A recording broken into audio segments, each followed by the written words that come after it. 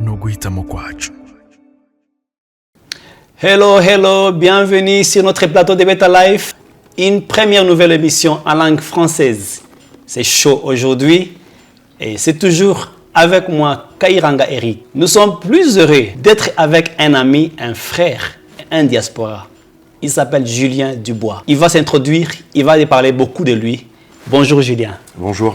Comment ça va? Ça va très bien, je te remercie. Bienvenue encore de plus sur notre plateau de Beta Life. Merci beaucoup. Et bienvenue au Rwanda encore une fois. Merci beaucoup. Je suis très content d'être ici. Bon, comme tu l'as dit, je m'appelle Julien Dubois.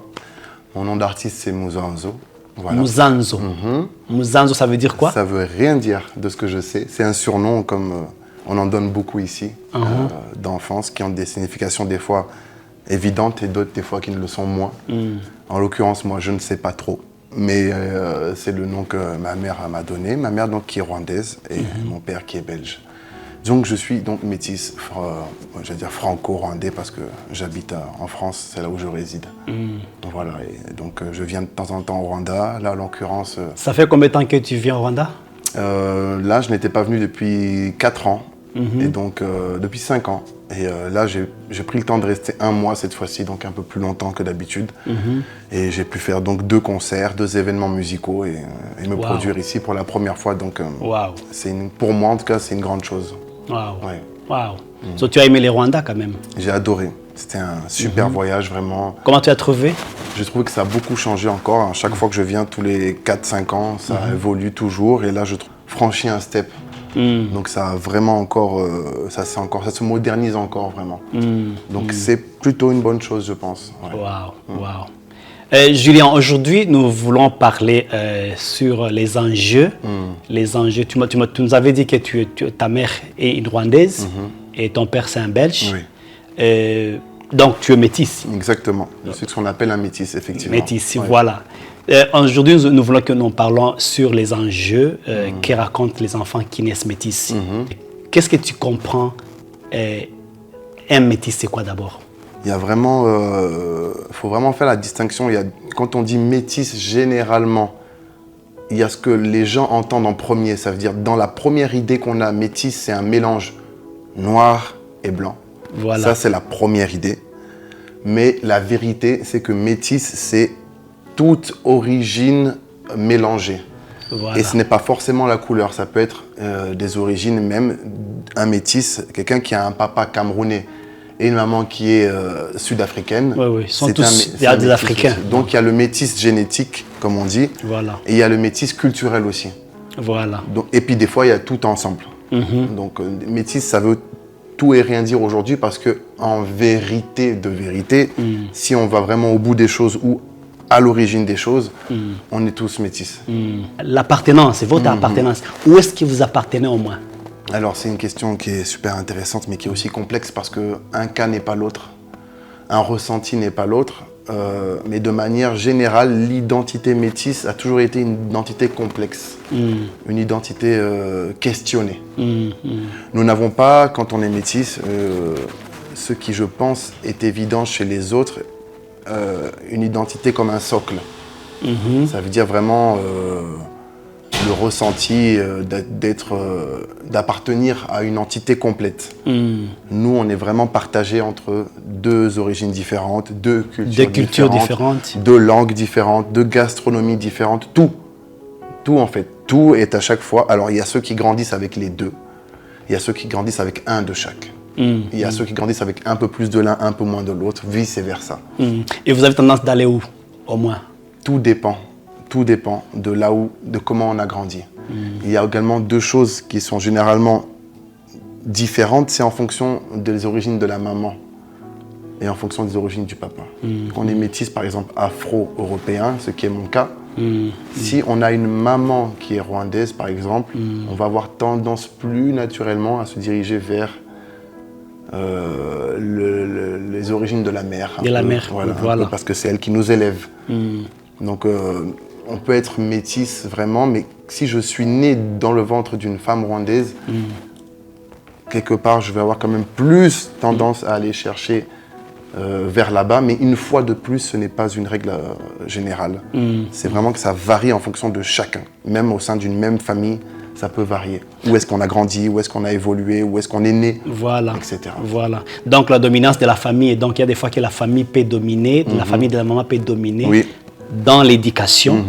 Il y a aussi des fois où la famille de papa peut aussi dominer Exactement. dans l'éducation. Oui, oui, exactement. Mais il y a aussi des fois où les deux familles peuvent être Oui, c'est possible. ensemble, donc tu te trouves dans les deux côtés au même moment. C'est tout à fait ça. Donc, comment est-ce que vous vous en sortez là-bas? Ben, je pense pour pas mal de métis, c'est complexe pendant longtemps. Et puis à un moment donné, on trouve une forme d'équilibre en comprenant qu'il n'y a pas de...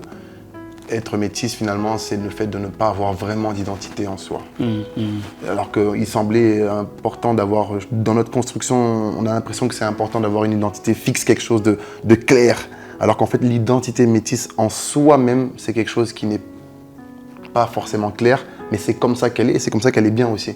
C'est que c'est toujours en mouvement, c'est toujours variable, ça change, c'est pas quelque chose qui est figé. Et avec le temps, certains, en tout cas en ce qui me concerne moi, ont compris que c'était comme ça que c'était. Il fallait pas essayer de modifier, etc. C'est juste une identité qui est en mouvement. Voilà, l'identité métisse, elle n'est pas figée, elle est en mouvement, généralement. Est-ce que quand tu es ici au Rwanda, souvent tu vas à la route, tu vas au marché, tu vas n'importe où, et tu vois des enfants qui t'appellent Muzungu, Muzungu, Muzungu, tu te sens comment? C'est incroyable. Est-ce que tu te sens des Rio Muzungu ou bien tu te sens... Il faut accepter qui l'on est. Il ne faut pas essayer de, comme on dit, travestir la réalité. On est ce que l'on est dans l'espace où on est. Si ici, les gens m'appellent comme ça, c'est que c'est visible que j'appartiens aussi à que c'est une part de mon identité. Donc moi, ça me fait rire. Moi, ça me fait rire parce que c'est aussi qui je suis. C'est comme ça. Tu ne peux pas t'inventer... Non, je suis aussi à moitié blanc. Et ici, il semble que ce soit plus visible en tout cas. Mais ce qui est intéressant ici au Rwanda, une fois de plus, c'est que Muzungu, ce n'est pas forcément que la couleur. C'est là que, une fois de plus, le métissage, c'est intéressant. Ici au Rwanda, Muzungu, en vrai, c'est quelqu'un qui vient d'ailleurs aussi. Exactement. Parce que moi, j'ai des amis, déjà de un, il y a des Rwandais qui sont de père et mère, qui sont même plus clairs que moi, ça existe. Voilà. On le sait. Ou qui ont ma couleur de peau. Donc déjà, ce n'est pas juste la couleur de peau. Et j'ai des amis, moi, qui sont Rwandais des deux parents avec la peau noire, et dès qu'ils marchent dans la rue, on les appelle Muzungu aussi. Donc être appelé Muzungu, ça a des conséquences au Rwanda? Non, pour moi... Quand tu vas au marché, oui, ça on te considère comme quelqu'un qui a de l'argent? Voilà, c'est ça. Donc, les prix vont s'augmenter? Les prix augmentent, exactement. Et puis, c'est juste, il faut pas... C'est pas... En fait, c'est pas... En fait, la différence, c'est qu'ici, quand quelqu'un t'appelle Muzungu, ce n'est pas accompagné de mépris ou quoi que ce soit. C'est juste, ils disent ça comme ça en rigolant. Ou ce n'est pas destiné ni à te diminuer, ni à te blesser. C'est juste, voilà, c'est comme ça. Alors, peut-être qu'avec le temps, c'est quelque chose aussi qui les gens devraient être peut-être, je dis peut-être éduqués au fait que c'est pas forcément quelque chose à faire, parce qu'en Europe, on va pas t'appeler le noir. Le noir, non, on le fait pas. Donc, mais comparaison maladroite. On ne peut pas comparer, c'est deux choses qui sont différentes. Mais en tout cas, moi, personnellement, ça ne me fait rien, ça me fait rire. Et généralement, pour moi, c'est l'occasion de discuter avec les gens. Est-ce qu'en Europe, on t'accepte comme un Muzungu? Non, du tout. En Europe, nous sommes des Noirs. Toi et moi, en Europe, on est pareil. C'est vrai? Oui, on est pareil, les mêmes. Voilà, nous sommes des Noirs, des Africains. Ceux qui sont un peu sensibles vont comprendre que je suis métisse, effectivement. D'autres ne verront pas. Moi, quand j'étais petit, que je me baladais des fois avec mon père, les gens ne comprenaient pas que c'était mon père. Voilà. Donc moi, en tout cas, même dans mon cercle d'amis et dans l'école, il y a beaucoup de gens qui ont cru pendant longtemps que j'étais adopté. Parce qu'ils ne peuvent pas concevoir que vraiment l'homme qu'on voit à côté de moi, c'est mon père. Et quelles sont les conséquences maintenant que tu trouves que de tels enfants ont maintenant? Les conséquences, c'est que certains peuvent avoir un trouble de l'identité. Exactement. Donc c'est ce qu'on va peut-être... alors ça, c'est le côté un peu complexe de la chose. C'est une fois de plus, quand je disais un cas n'est pas l'autre, on va retrouver quand même, et ça c'est moi qui le dis, peut-être que je me trompe, chez les métis, plus de fragilité.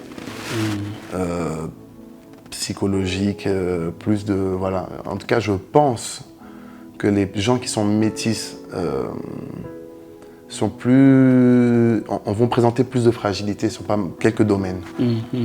Voilà. Et comment est-ce qu'on peut s'en sortir de ça? C'est à chacun son envie. Certains en ont le besoin, d'autres n'en ont pas. Mais pour ce faire, il faut aller à la recherche des informations, à la recherche il faut compléter le puzzle. Donc il ne faut pas rester dans le néant comme ça. Il faut aller chercher les infos là où elles sont. Il faut compléter les photos, les images, et puis et se recréer un paysage qui souvent n'existe pas. Donc, pour toi, dis-moi, être Rwanda, et là où ta mère était née, l'origine de ta maman, ça te donne quelques confidences de ton identité? Oui, bien sûr, je suis ici. En fait, moi, c'est spécial parce que mon analyse, elle a évolué. Avant, quand je venais ici, j'observais, j'étais un peu, pas en retrait, mais je comprenais que je n'étais pas forcément chez moi, parce que je ne parle pas bien la langue, parce que je n'ai pas forcément les codes de culture ici. Voilà. Mais maintenant que je prends de l'âge et que mon raisonnement a changé, je sais que comme je suis né, je suis sorti du ventre d'une femme rwandaise, je suis rwandais, point barre. Et en fait, maintenant, même quand on me dit Muzungu, ça ne me fait rien, parce que je n'ai pas besoin je n'ai pas besoin de prouver à qui que ce soit. Même si je ne parle pas bien la langue, même si j'ai grandi la majorité de ma vie en Europe, je sais très bien que je suis sorti d'un ventre et d'une histoire. Donc je sais que je suis rwandais et c'est pas quelque chose, je n'ai pas besoin ni de le prouver, ni de le demander à qui que ce soit. Voilà. Ok. Donc, l'éducation. Oui. Allons sur l'éducation. L'éducation de deux parents. Est-ce qu'il y a des fois où vous avez des enjeux ou bien des défis d'adapter l'une de l'éducation, soit des parents ou bien des mamans? Oui. L'éducation, c'est... Donc il y a des fois que les parents aussi ont des différentes backgrounds. Bien sûr. Oui. Et chacun des parents veut te donner son éducation peut-être. Et le parent l'un est Muzungu, et l'autre est noir, africain, et ils ont des éducations qui sont un peu différentes. Culture, éducation, parce que je mets tous ensemble la culture et l'éducation, parce que ça va de pair. Ça va ensemble, effectivement. C'est. Donc, il n'y a pas de fois où il y a des conflits d'éducation. Je pense que si. Je pense que de toute façon, comme tu dis, l'éducation est elle-même une branche de la culture, et que c'est inévitable de toute façon. Il y a un choc culturel dans les couples métis. Exactement. Je dirais spécialement les couples de ma génération, parce que ça ne s'applique plus forcément aujourd'hui. Je pense qu'en ce qui concerne ma génération et celle d'avant, il y a forcément un clash culturel. En tout cas, un choc. Si le clash, ça peut être un peu beaucoup, mais le choc culturel, il est sûr, il est évident. Donc, grandir aussi dans cet espace, des fois, c'est un peu complexe. Je pense, une fois de plus, à faire attention à mettre des gros bémols, parce qu'un cas n'est pas l'autre, encore une fois. Voilà. Mon expérience n'est pas forcément celle d'autres métis, etc. Mais de manière générale, je pense que, globalement, oui, ça s'exprime il y a un choc culturel, et ce choc culturel, souvent, aboutit à des incompréhensions, à des malentendus de fond, et de forme des fois. Je pense, oui. Quel est le caractère qui est commun parmi vous les métis? Soit caractère mauvais ou bien bon? Il faut que je réfléchisse un tout petit peu. Je pense que chez les métis, le caractère, le bon, c'est peut-être la curiosité. La curiosité. Souvent, ils veulent savoir beaucoup. Oui, ils veulent savoir beaucoup, et ils apprennent à observer beaucoup. Parce qu'on apprend vraiment à analyser, à observer, à poser des questions. À poser des questions, exactement. Mauvais, je ne sais pas spécialement si c'est quelque chose de mauvais. Est-ce que vous n'avez pas tendance toujours à avoir des amis métis? Si, totalement. Souvent. Donc vous avez toujours tendance d'aller chercher les métis. Quand vous êtes en Europe, par exemple, vous avez toujours tendance à être ensemble. entre vous? Oui, le communautarisme, oui, ça peut arriver. Ça peut arriver, mais c'est pas non plus une règle absolue. Non, ça dépend de l'environnement où tu évolues. Mais ça va être généralement, et ce n'est pas une règle absolue, encore une fois. En tout cas, de mon expérience, les métis, eux, vont adhérer au groupe des Noirs. Donc, ça veut dire que le métis, mais une fois de plus, là-dedans, il y a encore une identité un peu autre. Donc c'est un peu complexe en fait, il n'y a pas vraiment de... Ouais. Oui, non, les métis vont avoir tendance des fois à se retrouver entre eux, mais plus tellement maintenant. C'était peut-être avant, mais maintenant, ça dépend de là où on grandit, là où on évolue en fait, vraiment. En tout cas, en ce qui concerne, moi j'ai des amis de tout. Donc tu as des amis blancs, tu as des amis métis, des amis rwandais, africains. Ah, tout, des amis de tout, mais c'est vrai qu'en période d'adolescence, et dans la période où on se cherche un peu, j'étais quand même beaucoup plus entouré, en ce qui me concerne, de personnes métisses ou noires. Voilà. Vous nous avez dit que vous êtes chanteur. Et vous chantez dans quelle langue? En français. En français. Oui. Tu ne chantes même pas en Kinyarwanda? Non, je ne parle pas assez bien Kinyarwanda, c'est pour ça. J'aimerais bien, mais... Tu connais quelques mots de Kinyarwanda? Oui, quelques mots. Par exemple? Bon, les salutations, etc. Dis-nous comment tu salues donc. Bravo. Mais écoutez, Yahweh, voilà, toutes les petits, les remerciements. Où est-ce que tu as appris ces mots-là? J'ai appris en écoutant moi-même, dans les livres, sur Internet. Aujourd'hui, il y a toutes les informations disponibles sur Internet. Donc, à celui qui veut, peut. On peut aller chercher soi-même des informations, on peut apprendre un peu soi-même. Et puis, ça fait partie aussi c'est mon tempérament. Moi, je suis curieux et puis j'estime surtout que si je viens au Rwanda, mais ça n'engage que moi. Si je viens au Rwanda, qu'importe le prix, je dois faire l'effort d'apprendre. C'est pas grave, même si ça fait rire, même si souvent ça... Mais moi, je sais que moi, je dois chaque jour apprendre un nouveau mot. Et j'apprends chaque jour un nouveau mot. Et ça me fait plaisir, j'aime ça. Puis c'est aussi une forme de respect envers les gens quand tu les rencontres. Je pense que c'est important de leur montrer qu'au moins tu essayes. Que tu n'attends pas que ce soit eux qui viennent vers toi. Voilà. Que toi, tu dois aussi faire un pas et qu'eux vont comprendre si tu n'y arrives pas vraiment, mais ils vont apprécier de voir que tu fais un effort en tout cas. Et c'est partout pareil, c'est pas qu'au Rwanda, c'est partout. Voilà. Donc c'est un peu aussi rendre justice un peu. Voilà. Et ça fait partie aussi de ma démarche à moi quand je viens ici. Qu'est-ce que de bon tu as trouvé au Rwanda? Qu'est-ce que j'ai trouvé de bon? Qu'est-ce que j'ai trouvé de bon au Rwanda? Une nation résiliente. C'est quelque chose que je trouve très attachant. Voilà. La résilience, l'envie de faire le mieux possible. Je pense que c'est ce qui caractériserait le plus aujourd'hui l'image que j'ai du Rwanda sur bien des aspects.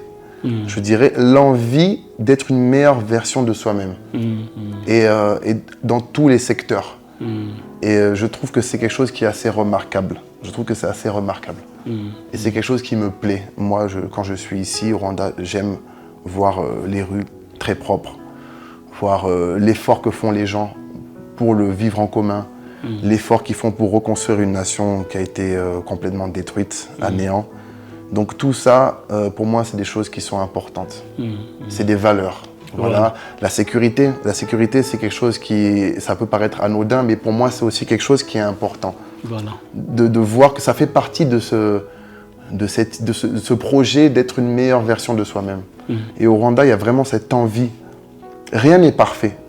Ici non plus, c'est pas parfait. Dans les 4 coins du monde, il y aura toujours des choses à redire. Ça, c'est sûr et certain. Mais au-delà de tout ça, ici, ce qui m'intéresse, c'est cette envie d'aller de l'avant et de faire mieux, de faire le mieux possible. Et ça se voit dans tout. Dans tout. Tu as un peu parcouru ailleurs comme en Amérique. Oui. Oui, j'ai voyagé pas mal. En Afrique, d'autres pays africains. Oui, d'autres pays africains, en Amérique. Et comment tu as trouvé par rapport au Rwanda? C'est... encore une fois, le Rwanda se distingue pour moi un peu dans cette envie d'aller plus loin, de ne pas rester bloqué dans cette image. C'est un peu sensible comme sujet, mais cette image un peu négative de l'Afrique. Exactement. Et c'est quelque chose pour moi qui a une importance primordial. Souvent, je me questionne comment ça se fait qu'il n'y ait que le Rwanda, pratiquement, qui se bat autant pour refuser cette image souvent négative que malheureusement, beaucoup de pays africains présentent d'eux-mêmes, finalement. C'est un peu spécial, hein, c'est un peu maladroit. Mais il faut aussi avoir une analyse aussi de l'intérieur. Des fois... Donc c'est un pays qui te rend fier aussi d'être africain. Exactement. Voilà, c'est ça que je veux dire. Tu peux montrer aux gens, de leur dire, voilà, moi quand je partage mes stories sur Instagram, et que j'ai plein d'amis à moi français qui commencent, qui me disent « Ah, je ne savais pas que l'Afrique, ça ressemblait à ça. Ah, je ne savais pas que... » Je leur dis « Ben oui, l'Afrique aussi, c'est comme ça. Donc, quelque part, ça fait du bien aussi. » Exactement. Voilà, ça rend fier aussi. Ouais. Oui, c'est ça, là, le mot. Voilà. Ça rend fier. Merci beaucoup, Julien. Merci. Tu es chanteur. Est-ce que tu peux nous faire un peu des oui, je veux des chansons? Avec plaisir, avec plaisir. Je vais faire un petit passage d'un morceau.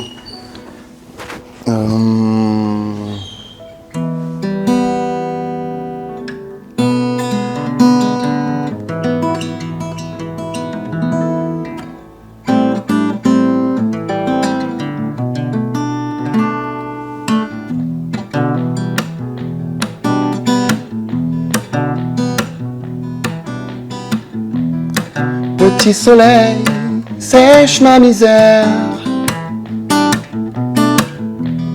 Sous tes rayons que cache un mystère. Ce qui sera, sera. Je m'abandonne à toi.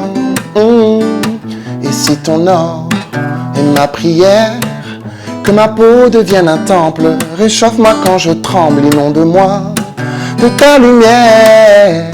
Dans le froid de mes cendres, j'ai besoin que mon cœur flambe. Et quand la nuit reprend ses droits et que tu pars dormir, je ferai semblant de vivre sans toi, mais ça m'est impossible. Petit soleil, douce merveille, si tu le peux, guéris mon âme.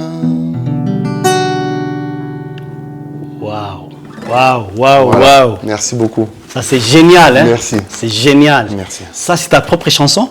C'est une composition qui s'appelle Petit Soleil, voilà, que je vais enregistrer quand je retourne en France d'ici quelques semaines. Propre inspiration? Propre inspiration. Voilà. Ça vient d'où? Ça vient... Comment tu as été inspiré, donc? Petit Soleil, c'est un morceau... en vérité, c'est une petite prière. C'est un morceau qui m'est venu quand j'étais tout simplement à ma fenêtre, en train de penser. Et comme j'explique souvent, ce morceau, au moment donné où j'étais en train de réfléchir à plein de choses, des fois des problèmes, il y a juste un rayon de soleil qui a traversé la baie vitrée et qui est venu se déposer sur mon visage. Et puis je me suis dit, tiens, ça peut être une belle chanson qui nous rappelle qu'on est bien peu de choses. Et que des fois... voilà, juste un peu de soleil, ça peut suffire à se sentir bien. Il ne faut pas trop chercher tout partout. Des fois, les choses simples sont des fois les meilleures. Voilà. Merci beaucoup, Julien. Merci à nos téléspectateurs. Merci. Nous sommes très ravis d'être avec notre ami Julien. C'est mon cousin. Il vient de la France et je suis très content d'être avec lui aujourd'hui. Merci beaucoup. Merci beaucoup. Que Dieu te bénisse. Merci beaucoup. Merci avec Beta Life. Nous sommes très contents d'être avec mon ami, mon frère, Julien Dubois. Et il a une bénédiction pour nous, pour Beta Life. Suivez encore Beta Life. C'est votre chaîne. Merci d'être avec nous. Que Dieu vous bénisse.